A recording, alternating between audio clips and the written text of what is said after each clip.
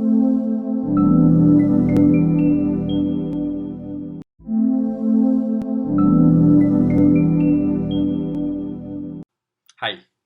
welcome to Sportsy, Let's Talk Sports.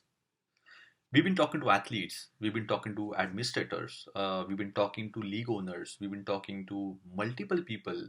But today we have somebody who is the one who defines the rule how it should be done. He is the one who takes care of the rule makers or the rule keepers, which we call.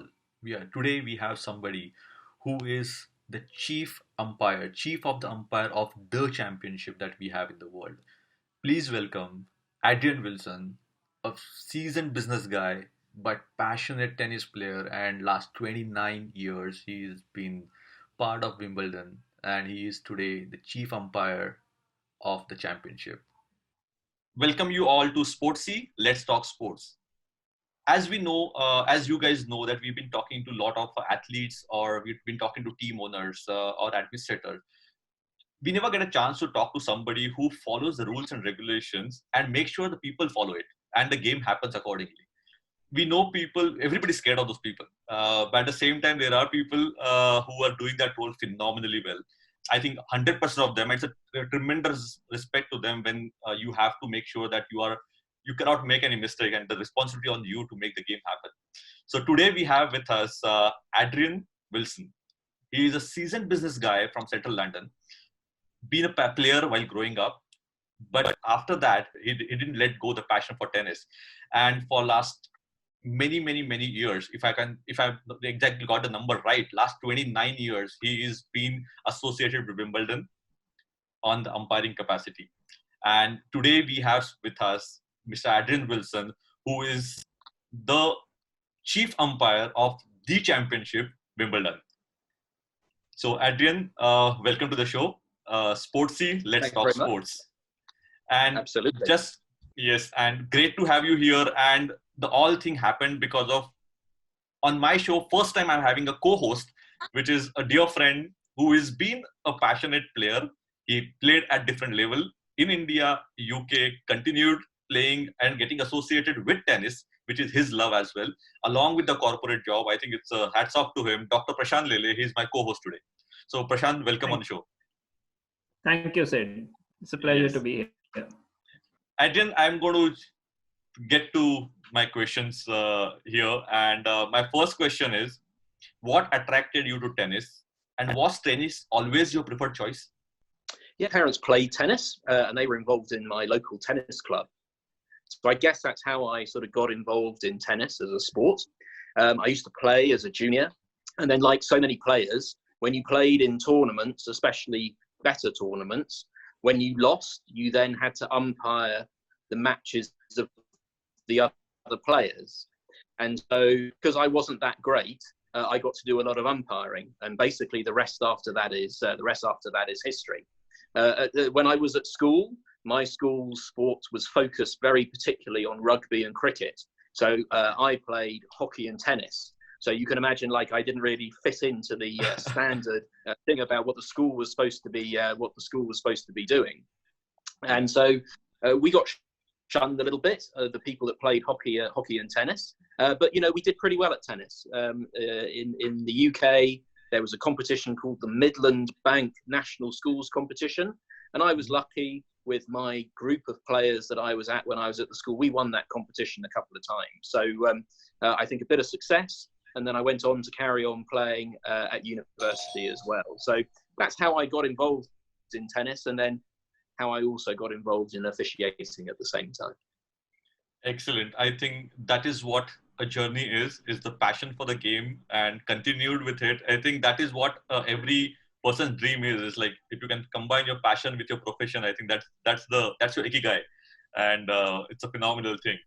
Yes, you've been a player and you have done, as a player, had a different life, and last 29 years officiating. So we are always curious. I've had opportunity to see the games at Wimbledon, and it's an amazing scenario. But I'm sure that you don't get to see the game the way we see it as a spectator. So what is a typical day in the life of a chief umpire before and during the tournament, during the championship? Yeah, sure. So as the chief umpire, It doesn't mean I'm the best umpire, or in fact that I do any umpiring anymore. I did umpire, and I worked on court for the best part of 19 years as a chair umpire. But now the chief umpire's role is one which is much more involved in the administration of the sport. And so preparations for the championships, it's a year-round occasion. So we start preparing for the following year championships at Wimbledon almost the day after the tournament finishes. So on the Monday afterwards, we're already starting to think about how we can improve things and to get prepared for the tournament the following year. So it's a year-round thing. Some times of the year are obviously busier than in others. For example, we ask officials to apply to work at the championships in December. So that's quite a busy time of the year. And then after we receive those applications, we obviously have to sift through them, and then we make our selections in early March. So that's quite a big task as well. We have in total about 550 officials that we select for Wimbledon. So that's for the qualifying week and the 2 weeks of main draw. Some work both, some work one or the other. So it's quite a lot of people that are involved in managing across that 3-week period. We update procedures, we update the officials' manuals, which is the operating procedures for the officials. We need to get certain information out of the officials that are working the event. So we have to deal with that all in advance. They all have to wear the very smart Ralph Lauren uniform. So we have to deal with sourcing and making sure the uniform fits beautifully, which I think it looks very classy. It's a very nice uniform. It looks good, doesn't it? I think it really does. Yeah, it looks and good. And like everything, and like everything, what you want to do is you want to make sure that everything is prepared before you arrive at the tournament. And we have a meeting on the first day of the tournament where all the officials get together, and that's really the start of the tournament. Everyone's very excited on the first morning. They arrive, they get their assignments for the first day, they put all their kit in their lockers, and then we have this big briefing. There's a real buzz of an atmosphere around Wimbledon when all these officials arrive, as I say, all in their very smart uniforms. And it's an expectation and also a bit of fear of not really knowing what's going to happen. Remember, officiating, it's a live sport. There's no rehearsals. You have to think on your feet, and you never know what can happen. And that's why we get all these preparations done in advance, so that we can concentrate on matters that arrive during the course of the tournament, or arise during the course of the tournament. So my day during the tournament, I arrive on site about 7:15 in the morning. We have a fair amount of administration to do before the officials arrive, any time from 10 o'clock onwards. And then obviously matches start at 11 o'clock. Yeah. We have 2 roofs now at Wimbledon, on centre court and on number 1 court. Number 1 court roof was new last year in 2019. And that means that play can continue on those courts up until 11 o'clock at night. So I think the latest I've got away from Wimbledon was about 12:30 at night. So by the time I got home, had a little bit of sleep, I was almost coming back out. But it's not the same as, luckily we don't have floodlights and outside play. We play on a live surface, which is grass, so it gets a bit slippery at night. So we're not quite like in Australia or like at the US Open, where and I remember back in the Olympics in Beijing in 2008, play finished at 3:45 in the morning. Wow. And then all the officials had to be back on site. Well, the referees team had to be back on site by something like 8 o'clock in the morning. And it was like, it was hardly worth leaving the venue to go back. So sometimes it can be very long days. Yeah, I'm sure that is aligned with the stress, aligned with the passion and the liking. I think those are the days that you cherish. As a spectator, I have loved it with the strawberry cream and everything else around it. So, yes. So I have a lot of questions, but I think I'm going to pass on the question to my co-host, because he's also been a line umpire, and I want an umpire to umpire question, line umpire to chief umpire question coming up next. Okay. Here we go. Okay. Clearly, over the last 29 years, some of the images I think are still burnt in memory from the past. So you just tend to observe these things more as you get into that line of work. And I've noticed a few changes. But in your 29 years that you've spent at Wimbledon, what is what are your observations on how the things have changed during these times? It must be a fascinating insight into the way things have evolved in the game of tennis. Yeah, absolutely. And look, over the last 29 years, I started officiating in 1992 was my first Wimbledon, but I started officiating at local junior tournaments in 1990. And I can remember a lot about that first year that I worked at Wimbledon.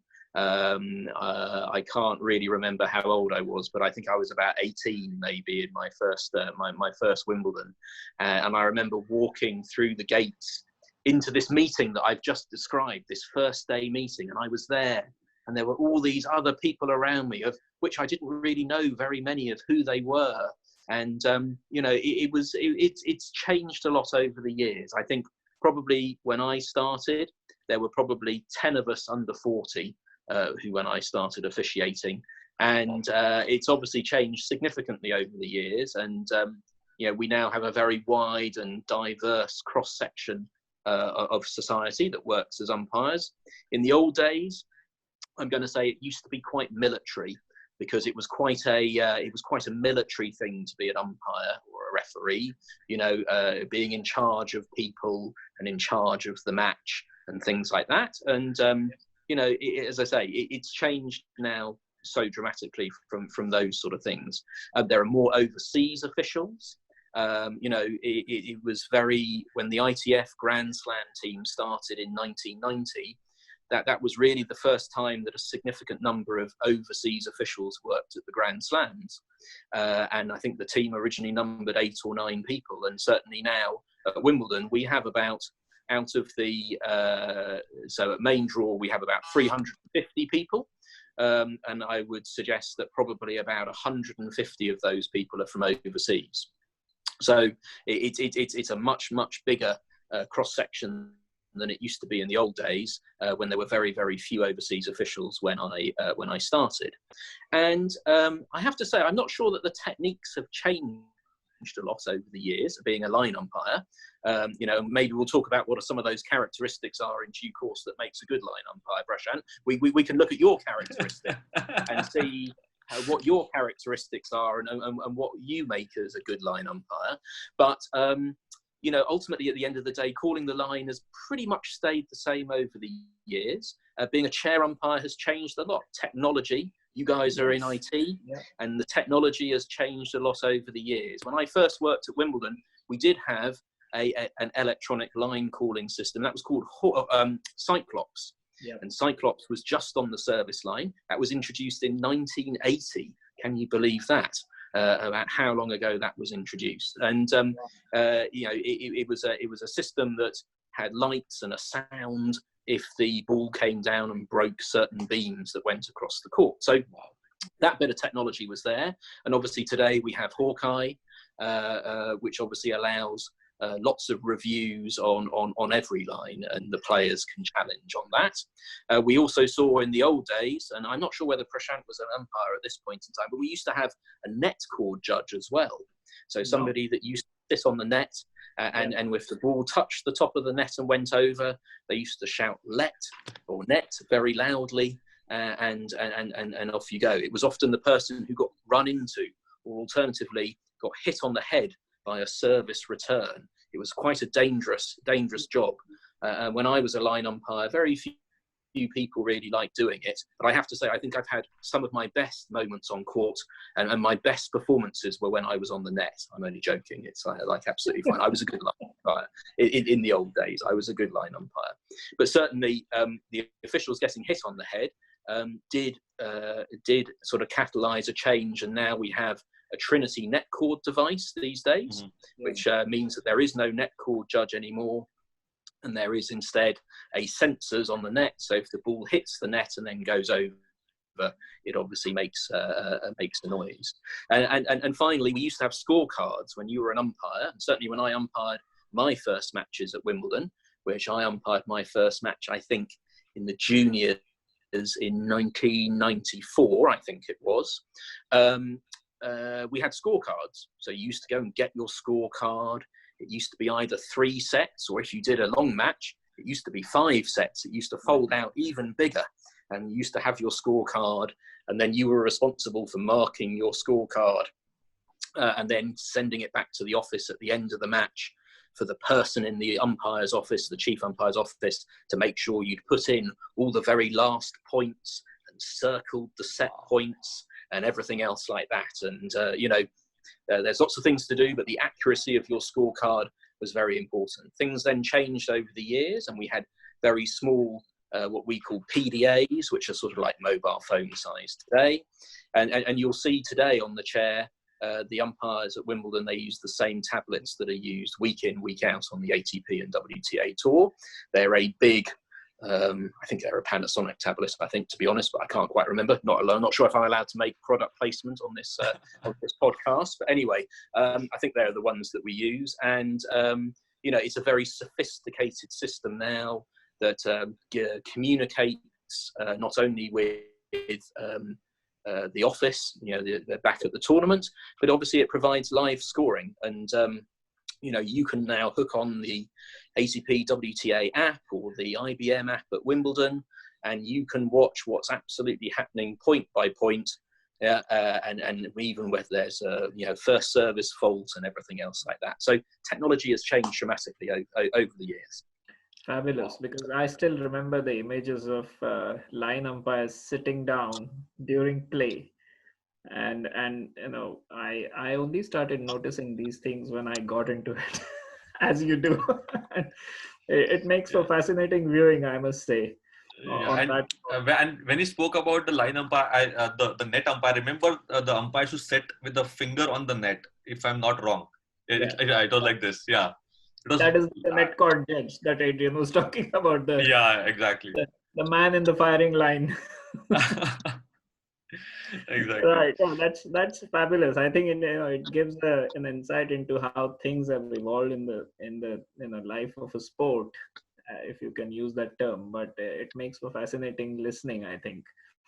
Now, so on that note, Adrian, another interesting question which comes to mind is, if you had a wish list that you were granted, then is there anything you could think of doing differently for or by the officials during the championships, or generally in the sport of tennis, in the officiating world? Is there something that you would particularly like to see or happen?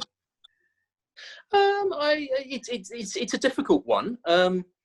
I think probably being somebody who's responsible for officials, and I'm responsible for hiring the officials, for paying them, for clothing them, for feeding them, for making sure they get their accreditation and transport and everything else like that. And obviously how much you're involved in that depends at the different level of tournament that you're working. Yeah. But I suppose in some respects, I think the one thing I've always been quite passionate about is for people who really do make the sport their profession, is to ensure that they really do get paid a fair amount of money for the job that they're doing. And,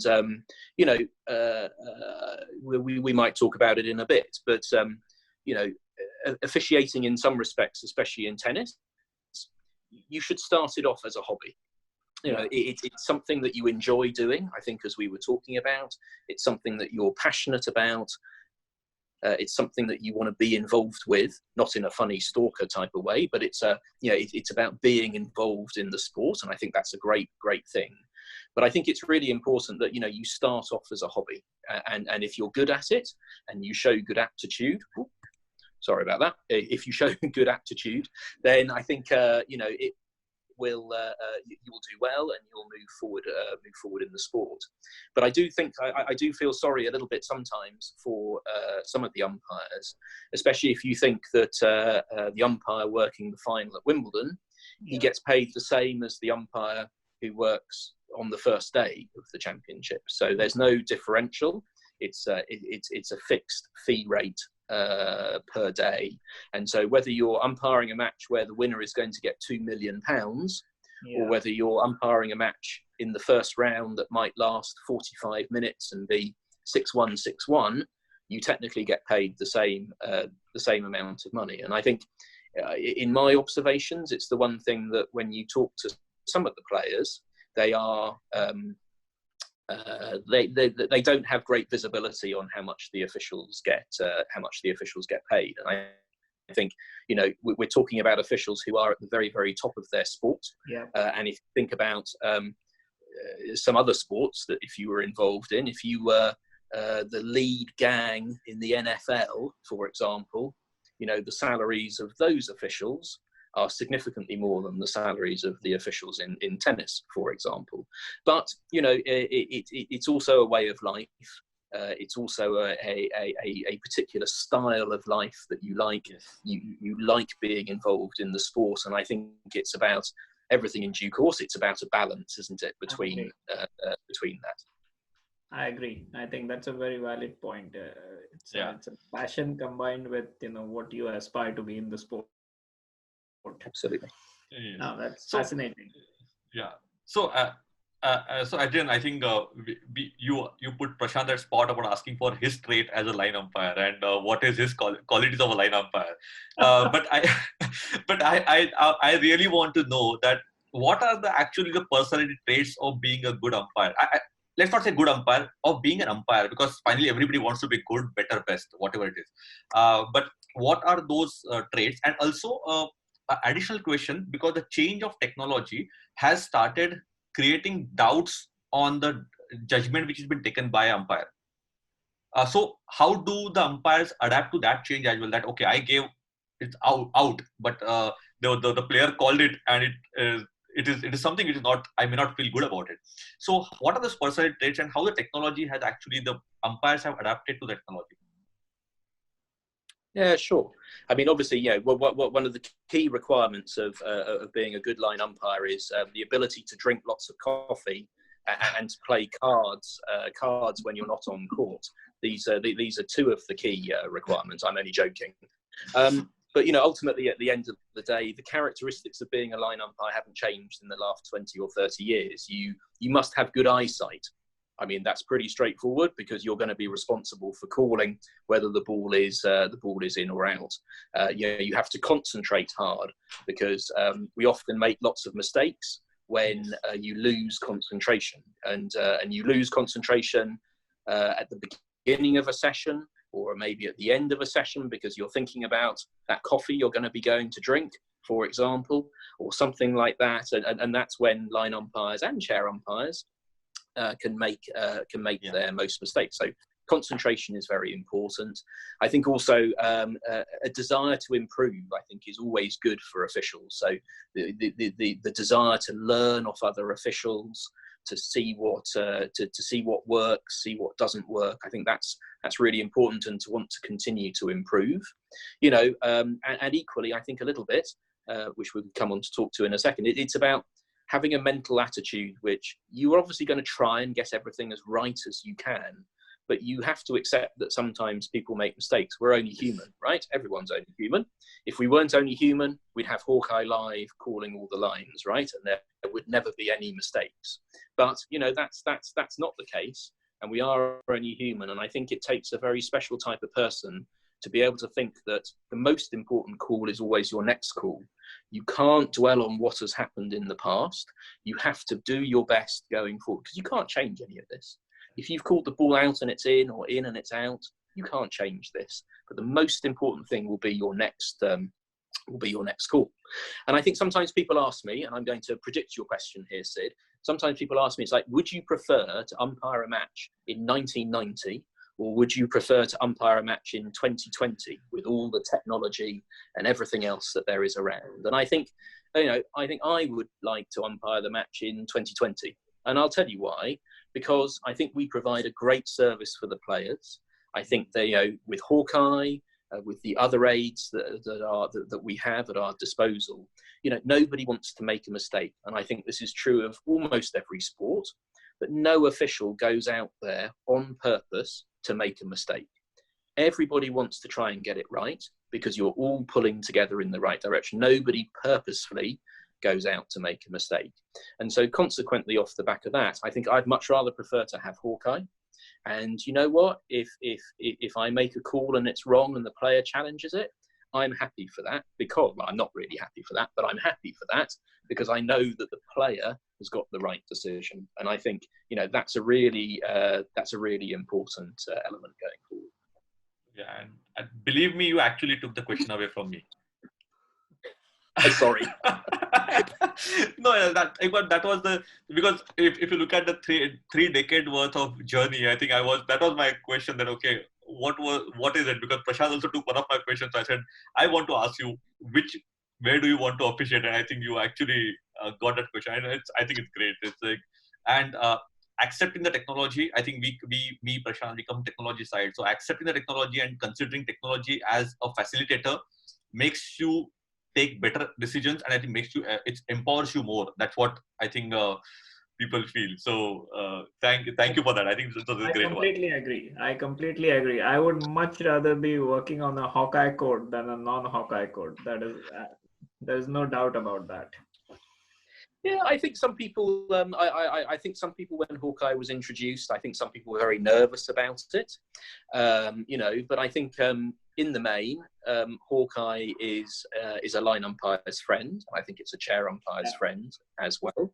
You know, I think you know, we don't get all the decisions right. That's why some of the decisions are overturned. But I think at Wimbledon, we generally get somewhere between 75 and 80% of the calls correct that we're challenged on, but we do make mistakes. And I think, as I say, everyone is very pleased that, you know, that those mistakes can be corrected. And, you know, from my observation of the performance of officials, if somebody misses one that is like 1 millimeter out and he calls it in, well, do you know what I mean? I don't think you can be too upset about that. Whilst we say you have to have 20/20 vision, I think ultimately at the end of the day, that technology takes that eyesight away, I'm afraid, to that nth degree. So, you know, I think it's good for the players, and that's good for the sport.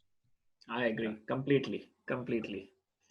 Okay, so fascinating. You know, I know you're a extremely busy professional. You know, in the day job, so to speak.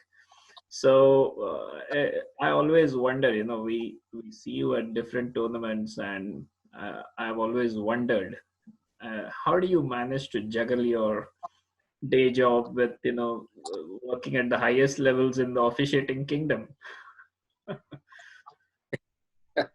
Well, these days, you know, I spend some of my time in an office, and you know me, Prashant, I like to be out and about around the courts. As a chief umpire, you know, you could sit in the office and drink lots of coffee and eat lots of donuts and not see anything that's going on. That's not really my style, and I know you know that. I like to be out and about, and I like to be watching what's going on court. But you know, we're obviously in this situation we find ourselves in across the world today. You know, we're doing more work remotely in comparison to being in the office, and you guys may well have been experienced in that in your other jobs going forward as well. And I think that's certainly how I've embraced things. You know, I've got the ability to work remotely. We have a telephone, we have Zoom, we have Skype, we have lots of other other calling systems are available, as they say. We're not just promoting those ones. And you know, it's the only thing you have to be careful of is where you are in the world. For example, when I'm in Japan, you have to remember that you're 8 hours ahead.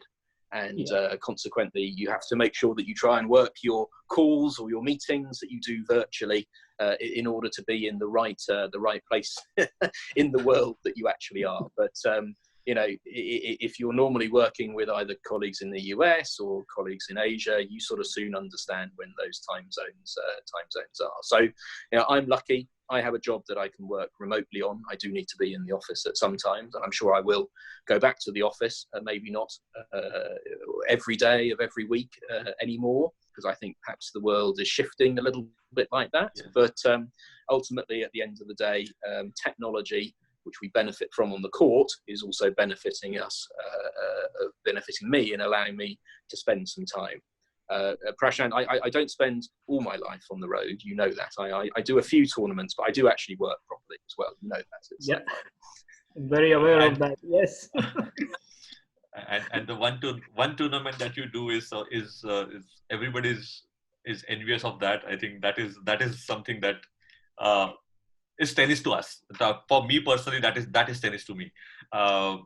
So Adrian, as Prashant just asked you about your juggling between your day work and your passion and all those things, I'm sure there's so many people who want to follow the path that you have taken or what Prashant has taken. So what would you have to say to someone who want to make a career in tennis umpiring? So it could be a young kid or somebody who is in the playing area, ending their player career. It could be anybody, but what would you want to say to them as an educational purpose? Yeah, sure. So I think it's a little bit about sort of what I said before, which is, you should start off tennis officiating, in my mind, as a hobby, because of your passion and whatever for the sport. I think officiating is very different to where it was 30 or 40 or 50 years ago, where it used to be who you knew, which is important.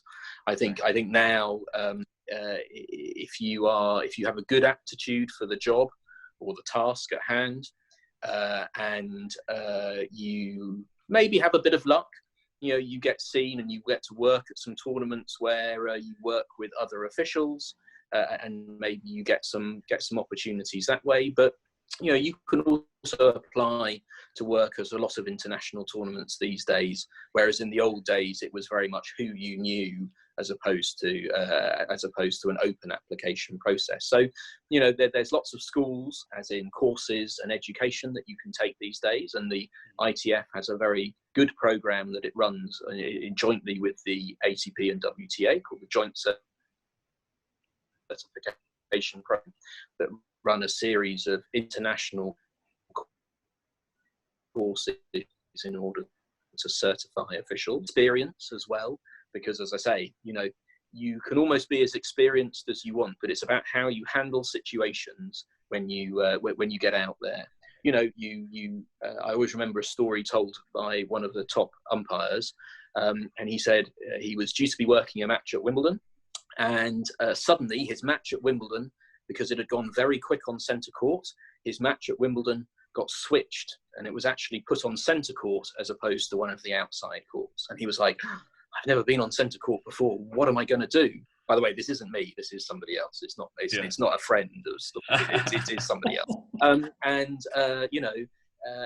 so, you're nervous. It's a very big court, as you say. I think, everyone thinks of tennis as Wimbledon. And I think whether you're a player or an official, it is your dream and your desire to either play or officiate at Wimbledon. And I think, funnily enough, over and above lots of other tournaments, other Grand Slams, and I'm not sure I necessarily agree, but some people say it's better than working at the Olympics. But I'm not sure that's the case. But that some people say that. But this umpire, he came there and he was overtaken by the atmosphere and the event of umpiring on centre court.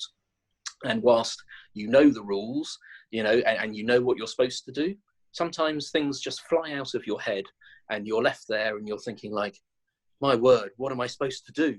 And then that's when a bit of common sense comes into play as well. And that's one of the most important traits of a chair umpire, is having good common sense. And so the ability to think quickly on your feet and to take a common sense decision. So experience is important, very much, and you build that experience over time. It's a bit like learning to drive a car. Just because you pass your driving test, it doesn't mean that you're the best driver out on the road. Yes, I know Prashant has to go and spend lots of time practicing his driving in order to get his experience up driving. And of course, that's the same as in officiating as well. Just because you pass a course, it doesn't mean that you're the best umpire that there is out there. It's all about that progression and experience over time. Excellent. I think you couldn't have put it better to understand how you should look at it as a profession, or it's had to start with the passion. It has to start with I think it's a very well said, and a lot of people who are looking at it, I'm sure they will start relating to it. So now I'm just taking it the same question a little bit ahead. how is the new generation looking at the whole tennis as a sport, and what do you think that you want to tell them who become players first, tennis players, about the work ethics or the plan B in their life, or also importance of education, about how education is important to become a good athlete, or as a for plan B. What do you have to say about that? Because you have seen a lot of players coming and going. So your view on that will be really great. Yeah, so I think from that side of things, I think officials are staying in the sport for a shorter period of time. Is my view. I think in the old days we had an official who was due to be working at Wimbledon. This would have been his 49th consecutive Wimbledon working on court, which is quite something. But I have to say that I think what I've seen over the years, that officials or people have come into officiating and they don't spend their lifetime doing it anymore. I mean, they spend 10 or 15 years being an official, and I think people then move on to do other things. I mean, I think officiating is good for players to come in. So if you're a good regional player or a club player, I think you have a good feel for the sport, and I think that's why those people can make good officials. As I say, as long as they're not playing in the tournaments they're officiating in, then that's okay. But ultimately, there have been very few top players who have ever turned to officiating. I can think one, Claire Wood, but outside that, I think there are few other top players who have gone into officiating. Maybe they've gone into the media, or maybe they've gone into coaching, or maybe they've gone into administration, running tournaments, things like that. So I think it's really, we have a program in the UK where we encourage junior players to get involved with officiating from the age of 16 onwards. And quite frankly, these are people who are good players, but they're never going to make it professionally as players. They're great club players and they continue to play. But I think it gives them an opportunity to be involved in Wimbledon, for example, at a very top level, which they otherwise might not be able to do so. Okay. And how have you seen the change of work ethics? As you said earlier, it was more of you're only hardly 10 people under the age of 40 when you started, but now you see a big diversity. So how is the work ethics changing? Because everybody talks about new generation getting new challenges in front of us. So how do you see those changes in the work ethics? Because finally you have to deliver one single uniform product, but the working style is going to differ now with the diversity. So I think I think the work ethic has changed. I think, to be honest, I think the younger officials today, I think they take it pretty much more seriously than we did 30 years ago. Let's put it like that. I think, and I think that's a little bit about the professionalism, partly in the officiating side of things now as well. But I think it's also that it's also their acknowledgement. They understand perhaps a bit more than we did 30 years ago about how important the role is as well. And maybe that's just the better education for those officials that are coming through. They work exceptionally hard, and I have to say, the requirements to work at Wimbledon these days are such that they have to work more tournaments in order to work at the championships as well. I remember stories when I started, a few years before I started, but not really that many. There is a new umpire. He turns up on the first day of Wimbledon, never having worked Wimbledon before, and he's told to go and umpire, not a line umpire, but umpire a match on the old number 1 court, and that's in his first championships. I mean, Prashant, that would never happen today. But so there's a significantly more training, and I think they take it much more. The new generation take it much more seriously. Not that the old generation don't either, but I think the newer, younger officials, they're very keen to show off what they can do as well, and they try exceptionally hard to be the very best that they absolutely can. That's a fun insight, I think, in terms of how things are changing. But again, sticking to that theme, we see so many, or a few tournaments happening, or a few exhibition events happening currently in the new world, with they look quite different with no spectators, no ball boys even, and then you have the most important, I think, change as far as the way I see it: no officials, no line officials either. Do you think this is that is going to catch on moving forward? Well, I think to see something that we didn't think was going to happen introduced, and I think this is the High Live experiment. Let's put it like that. Playing on a single court indoors in Milan is very different to playing on 18 courts outside in New York, for example. Yeah. And I think, insofar as we've had the great home working experience and experiment that we're all currently going through at the moment, I think we're going to see the great Hawkeye Live experiment unfold before our eyes. I can absolutely see why it's something that needs to be considered. However, in my view, Hawkeye Live is quite mechanical. Personally, the one thing I like is I quite like hearing and seeing how the crowd they're challenging, how the players interact with the chair umpire when they're challenging. Does the point have to be replayed or run out of all their they would like to challenge? I think the sport has a lot of drama that goes with officials on court, and I think perhaps Hawkeye Live, as I say, in my mind, makes it a bit more mechanical. And whilst it's great for the accuracy of the players, we very rarely see players go down to 0 challenges in a set. Very, very rarely. And so consequently, off the back of that, I think normal Hawkeye is there as a check on the line umpires, but it's not. It's not taking over from those line umpires. We do a good job in accuracy and everything else. I think also the other thing is we get rid of line umpires completely.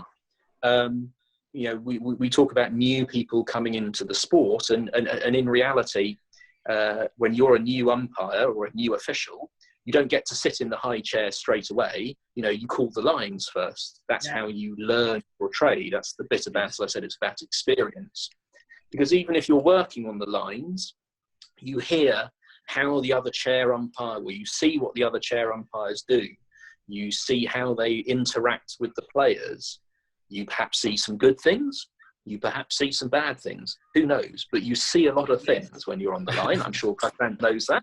I'm sure he's watched a lot of umpires at Wimbledon when he's been on the lines, and he sees probably more than I do about what goes on out there, because I can't be everywhere at every single time. But I think, if you have Hawkeye Live, you don't have these opportunities for line umpires, and therefore perhaps, my question is how do young officials progress into the sport, and how does that work? So, it's and if you have Hawkeye Live, is the next step that the chair umpire isn't on court anymore? Maybe the chair umpire is in a booth, and he doesn't need to sit on court to announce the score. He can do that from somewhere else. And so I think there are implications that need to be fully worked through. But the Hawkeye Live great experiment will be interesting to see in New York. I agree. I'm quite looking forward to the US Open, actually, on that note. Yeah. So I think it is great. I think so I did two technology back people talking to you and passion about sports coming together. So our questions goes towards that. And at any given time, we know that sports will be never overtaken by the robots. It is going to be human thing, and that is what we want. And my last question to you for today, though I have list of almost 15 more questions, but I'm going to keep it as a last question here, is Wimbledon, the whole SW19, the Wimbledon championship has been Navratilova, it's been Becker, it's been Edberg, it's been Sampras, it's been Serena Williams, Venus Williams, and now with the new generation, we're talking about Roger Federer and Djokovic. It's phenomenal. That is what Wimbledon to us is. And I think for those athletes as well, that is what tennis is. Everybody has said that. Probably other than Rafa, who feels French Open is only tennis. But yeah, when that is what tennis is for us as a spectator, what has been your moment on the Wimbledon court over the years, and who are those players? We don't want to talk about who are those players that really kept a mark in your journey as well. Yes, so I've been lucky to work at Wimbledon over 29 years, and obviously it's great to be there during the 3 weeks of the championships. And some special moments for me. I mean, both on court and off court. There have been a few. And the players have changed, and obviously we've seen players come through who have then become fantastic champions over the time. I remember my first Wimbledon final that I did as a line umpire was in 1995, which was the Becker-Sampras final that year. Wow. I remember I did the ladies final 2 years later when Martina Hingis won. I did my first boys final was with Roger Federer in 1998 when he won the junior championships, and obviously then came on years thereafter, 2001, 2002, to obviously be the champion that he was. I remember I did one of Rafa Nadal's first matches at Wimbledon on court 8 when he was a very young player. I remember that quite a lot, partly because there was lots of people watching around the court, which you don't necessarily get, but you knew something special was happening there. I remember I did the mixed doubles final in 2002. Now you're trying to remember what it was, and that was very special. I was very lucky on that day because the Williams sisters, they were about to go to a third set in the ladies doubles final. And if they'd have gone to a third set in the ladies doubles final, I would have played my mixed doubles final on number 1 court, which of course is a great court, but it's not quite the same as doing your final on centre court. And luckily they came, I think, back from 3-5 down in the second set, and they won the second set, and then they won the championship. And then I managed to get on centre court to do that. And so there have been some amazing times. Andy Murray winning the first his first championship in 2013, after all the drama of what had happened the previous year at the championships in 2012, and then obviously with the Olympics just 3 weeks later and him winning the Olympics then. So there are lots and lots of special moments at Wimbledon. They're ones that we cherish, and obviously we know that we'll be back there next year in 2021 to make some more memories. And believe me, right now, I just you were just talking about the milestones. I was getting goosebumps remembering those moments, because everything you spoke about is, yes, it is live in my head. And as a viewer, and I can only imagine what it means to be in the line of duty when you are in. It's really, really amazing to speak with you, and I think my viewers are going to just love today's episode. And really thank you, and we want to see you soon. Hopefully we can have a different chat at your available time later. And thank you, Prashant, to make it happen. I think it was really wonderful. It's a different journey in whatever I've been doing on my chat show. This is a complete different aspect of the sports is all about. It's a whole ecosystem. We talk about sports, and this fits the perfect completes the puzzle. Thank you, Adrian, and thank you, Sid. It was great to be here. Absolutely, thanks very much. Very nice to chat to you both. Keep safe, and keep safe to all your viewers on the channel. So thank you. Thank you, Adrian. Thank you. You too. Take care. Yeah. Bye-bye. Bye.